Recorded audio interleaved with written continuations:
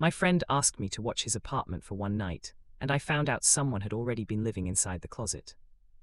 When Mark called me that Friday evening, he sounded way too casual for what he was asking. He said he had to leave town overnight for a family thing, and he needed someone to stop by his apartment, feed his cat, and make sure everything was fine. Easy enough. We'd been friends for years, so I told him no problem. Then he added, just don't open the closet in the bedroom. I laughed. Why? Because I'm serious. The way he said it was flat enough that I stopped smiling. I asked him what was in there, and he just said, nothing you need to worry about. That should have been the end of it. It should have been the moment I told him to get another favor from someone else, but I didn't. I figured he was messing with me, or maybe he had some embarrassing storage mess he didn't want me seeing. So I went anyway. His apartment was on the 3rd floor of an old building with bad lighting and a hallway that always smelled like wet carpet. I let myself in with the spare key he'd left under the plant outside, and the place looked normal at first. Too normal. The cat came running out from the kitchen, meowing like it was angry I was late. I set down the food, checked the windows, and did a quick walk through. Then I got to the bedroom. The closet door was shut. Not just shut, it was latched from the outside with a cheap little hook lock, the kind you buy when you're trying to keep something in, not keep someone out. I remember standing there for a full minute, just staring at it. Then I heard it. A soft tap from inside. Once, then again. I took a step back so fast I hit the bed. The tapping stopped. I told myself it had to be a pipe, or the building settling, or some ridiculous noise from the next apartment over, but then the closet door moved. Not opened, just shifted inward. Like something inside had pressed against it. I grabbed my phone and called Mark immediately. He answered on the 2nd ring. Did you open it? He asked. No, what's in there? A pause. Then he said, if it starts talking, don't answer. My stomach dropped. I looked at the closet. And from behind the door, in a whisper so soft I almost thought I imagined it, something said my name. I didn't sleep much after that. I sat on the couch with every light in the apartment on, listening to the bedroom from down the hall. The cat refused to go near that room, which made me feel worse than if it had reacted normally. Every few minutes I'd hear a tiny sound from inside the closet. A scrape, a knock, the faint drag of something shifting on the floor. At one point around 2:00 a.m. I heard 3 slow knocks. Then a voice. A woman's voice. Please, it said, don't let him back in. I nearly dropped my phone. I got up and walked to the bedroom door, but I stopped before opening it.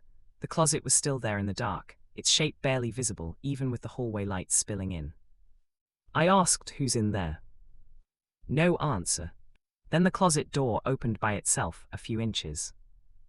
The smell that came out was old and stale and wrong, like dust and closed spaces and something that had been trapped too long. I backed out of the room and shut the door behind me. I was about to call the police when Mark texted me. Whatever you heard, ignore it. I'm coming back early. Do not open the closet. That did not help my nerves at all. When he got back just before dawn, he looked terrible, pale, exhausted, like he hadn't slept in days. The second he walked in, he went straight to the bedroom and unlocked the closet. I thought he'd lost his mind. Inside, there was no one. No body, no intruder, no hidden crawl space, just a mattress on the floor, a blanket, a few water bottles, and a notebook. Mark stared at it like it was the worst thing he'd ever seen. I picked it up before he could stop me. The first page had dates. The next pages had notes. And every single one of them described the apartment as if someone had been living there for weeks. It's not Mark. Someone else. Someone who wrote things like, he leaves for work at 8:15. The cat knows I'm here. The friend is coming tonight, don't let him open the closet. I looked up at Mark. He was already crying. He finally admitted the truth. The apartment wasn't empty before that night. A woman had been staying there without his knowledge, hiding in the closet whenever he came home. He'd only found out because she'd started leaving notes and moving things around. When he tried to confront her, she vanished. Or at least that's what he said. Because by then I had already noticed something else in the notebook. The last page. written in fresh ink, dated the night I arrived. He brought someone new. Now I have to decide which one of us gets to stay. And underneath that line, in handwriting that was not Mark, was one final sentence. Check the closet before you go. I should have left right then. I should have thrown the notebook on the floor, taken the cat, and walked out of that apartment without looking back. Instead, I stood there with the notebook in my hand and stared at the closet door. It was shut again. Mark was behind me saying something, but I barely heard him. My brain had locked onto one thing, the last line in the notebook. Check the closet before you go. I did not want to. I really did not want to. But my hand moved anyway. I reached for the handle, and before I even touched it, I heard breathing from inside. Slow. Very close. Mark shouted my name, but it was too late. I pulled the closet door open. At first I thought it was empty. Then I saw the shape in the corner. A person was crouched there in the dark, knees pulled to their chest, face hidden under their arms like they had been trying to make themselves invisible. They looked up slowly. It was a woman. Pale, thin, terrified. And before I could say anything, she whispered, "You shouldn't have let him see me." I turned to Mark. He had gone completely white. "Mark," I said, "who is she?" He did not answer. He just kept staring at the woman in the closet like he had seen a ghost. Then she smiled at him. That was when I realized she was not scared of him. She was scared of what was standing behind me.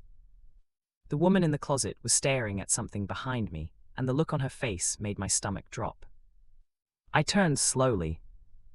At first I saw nothing. Then I noticed the bedroom door. It was open. I was sure I had left it shut when I stepped into the hallway, but now it stood wide enough for the light to spill in from the apartment behind me, and in that light, just for a second, I saw a shape move deeper into the room. Not fast, not dramatic, just a slow shift, like someone stepping out of view on purpose. Mark made a strangled sound behind me. The woman in the closet whispered, "It knows you saw me." I backed toward the door without taking my eyes off the bedroom. "Mark," I said, "what is in this apartment?" He didn't answer. He looked like he was trying not to pass out. Then the woman stood up. She was small, maybe in her 30s, with tangled hair and a blanket wrapped around her shoulders. She climbed out of the closet like she'd been living there for a long time, which apparently she had. She kept her eyes locked on the bedroom doorway the entire time. "Don't let it close the door," she said. I looked at her. What does that mean? But she was already moving past me, toward the hallway. "Wait," I said, "who are you?" She didn't stop. I was here first. Then the apartment door slammed shut behind me. I spun around, the lock clicked. Mark was on the other side now, pounding on it and yelling something I couldn't make out. The woman didn't even react. She just kept walking toward the bedroom like she knew exactly where she was going. I grabbed the handle and tried to open the front door, but it wouldn't budge. That was when I heard the voice from the bedroom. Not Mark's. It's not the woman. A third voice. Low and calm. Too late. The woman in the hallway stopped dead. Her shoulders sagged like she'd heard that voice before and hated it. Then she said very quietly, "It finally let you in." I looked from her to the bedroom, and that was when I understood something that made my skin go cold. Whatever had been living in that closet was not the first thing to hide in that apartment. It was the thing that stayed after the first one left. The woman turned to me and said, "If you hear it ask to be let out, do not answer." I didn't even have time to ask what she meant. The bedroom door opened wider on its own. A shape stood in the dark inside the room, just out of the light, too tall to be Mark, too still to be human. I could not make out a face, only the idea of one. The apartment suddenly felt smaller, like the walls had shifted inward. Mark was still pounding on the front door. The woman stepped between me and the bedroom and said, "Go to the kitchen. Now." I should have argued, I should have demanded answers. Instead I ran, because my body had finally accepted what my brain was still trying to deny. In the kitchen, the lights flickered once. Then again. The cat hissed from under the table. The woman was right behind me a second later, breathing hard, and she shoved the notebook into my hands. "Read the rest," she said. I flipped through pages so fast I nearly tore them. Maury dates, Maury notes. And then I found the last section, written much more recently. It cannot stay when more than one person knows its name. It will try to separate them. The closet is only the first room. If the door opens, do not look inside. I looked up at her, whose name? She stared at me, horrified. Then the bedroom voice spoke again, soft and patient from the hall. "Mark," it said, "tell him who I am." Everything went silent. Even the cat stopped moving. And from the front door, through the pounding, I heard Mark say one word in a voice I had never heard from him before. "Don't." Mark was still outside the apartment door, but now he wasn't pounding. He was whispering something through the wood, over and over, like he was trying to talk to the woman without letting whatever was in the bedroom hear him. I could only catch a few words. "Don't let it split us." The woman's face went hard. She grabbed my wrist and pulled me deeper into the kitchen. "He's not Mark right now," she said. I stared at her. "What do you mean he's not Mark?"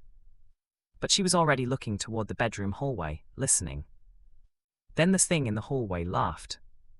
It was soft, almost polite. And it said in Mark's voice, "You keep saying that like it matters." The woman cursed under her breath. The cat shot out from under the table and disappeared into the hall. I wanted to go after it, but the woman grabbed my arm harder. "Don't," she snapped. "If it wants one of you alone, it'll use the cat to move you." That made no sense, but I believed her anyway. The apartment felt wrong now in a way I can't fully explain. It was like the layout had changed without changing. The kitchen felt farther from the hall than it should. The living room seemed darker than before. Even the air had a strange tightness to it, like breathing inside the place was becoming harder. Then the woman turned to me and said something that made everything worse. "It doesn't live in the closet," she said. "It uses the closet because that's where he keeps getting rebuilt." I stared at her. "Who?" She looked toward the bedroom door. "Mark." Before I could ask what she meant, the bedroom door opened all the way. And Mark walked out. Only it wasn't just Mark. His face was pale and blank, and behind his eyes there was something else, something that seemed to be looking through him instead of out of him. He smiled at us in a way Mark never would have. Then he held up the notebook. And on the last page, where the writing hadn't been before, there was now a single fresh line. "One of you already let me in." Mark stepped out of the bedroom, but the look on his face made it clear that it wasn't really Mark anymore. The woman beside me went pale. She whispered, "Don't let him touch you." The thing wearing Mark's face smiled wider and held up the notebook. The last line on the page seemed to shift when I looked at it, like the words were still being written. "One of you already let me in." I backed up so fast I hit the kitchen counter. "What did that mean?" I asked. The woman didn't answer. She was staring at Mark like she was trying to remember something she'd spent a long time trying to forget. Then Mark spoke again, but his voice wasn't right anymore. It had that same calm, flat tone I'd heard from inside the closet. "You shouldn't have opened the door," he said. The woman snapped, "You opened it first." For the first time, the thing inside Mark looked annoyed. It turned its head slowly toward her. "You stayed too long," it said. That made her flinch. I looked between them, completely lost, until the woman finally said, "I was here before him. I came to stay one night." Then the closet started answering back. I stared at her. "And you never left." She gave me a hollow look. I tried. Mark took one step toward us. The apartment lights flickered, and the front door rattled hard once, like someone outside had just slammed a hand against it. The woman grabbed the notebook from Mark's hand and threw it on the floor. The second it hit, the bedroom door slammed shut behind him. Mark froze. For a half second, he looked like himself again. Then the thing inside him laughed and said, "That only works if the wrong one is still inside." The woman's face changed. She looked at me. And I realized, with a sick drop in my stomach, that she wasn't looking at Mark anymore. She was looking at me. "Move," she whispered. I did not get the chance. The bedroom door burst open behind Mark, and for one brief second I saw inside the closet. It was not a closet anymore. It was a dark, narrow room with walls too far back to be real, and inside it stood another figure, crouched in the shadows, waiting. The woman screamed. Mark fell backward as if something had yanked him from behind. I ran. I don't even remember deciding to run. I just remember the apartment door finally giving way, the cold hallway air hitting my face, and me stumbling out with the notebook in my hand, while Mark shouted my name from inside the apartment in a voice that didn't belong to him anymore. I didn't stop until I was outside. By the time I looked back, the woman was standing in the open doorway, and the bedroom behind her was dark and empty. No Mark. No closet noise. No sign that anything had ever been there. The police came later after I called them, but by then the apartment looked completely normal. The bedroom closet was empty, no mattress, no blanket, no notebook except the one I had taken with me. Mark never answered his phone again. A week later, I got a text from his number. It just said, "Thanks for watching the apartment. Next time, don't open the closet." I deleted it, and I never went back.